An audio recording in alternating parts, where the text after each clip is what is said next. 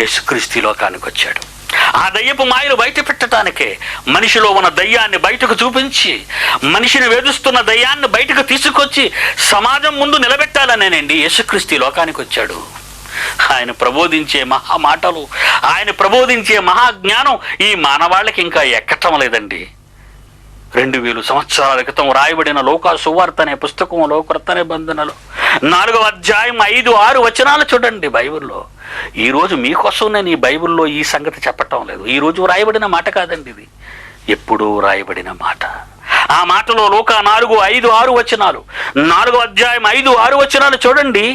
అపవాది యేసును తీసుకొని పోయి భూలోక రాజ్యములన్నిటినీ ఒక నిమిషములో ఆయనకు చూపించి, యేసు ప్రభు దగ్గరికే వచ్చిందండి, లోకమంతటినీ చూపించిందండి. భూలోక రాజ్యములన్నిటినీ ఒక నిమిషములో చూపించి అంటున్నాడు చూడండి. ఆలోచించారా?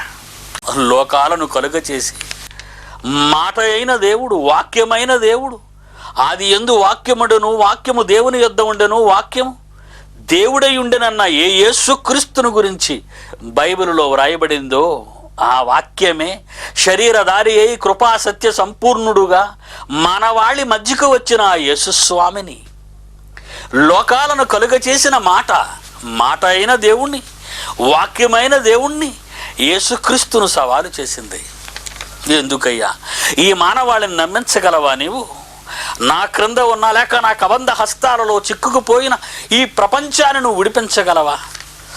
రాజ్యాల కాంక్షలతో, ధన మాయలో, వేష భాషలలోని దోషాలతో, పాపాలతో, అక్రమాలతో, అన్యాయాలతో నిండిపోయిన ఈ ప్రపంచాన్ని నువ్వేం కాపాడగలవయ్యా?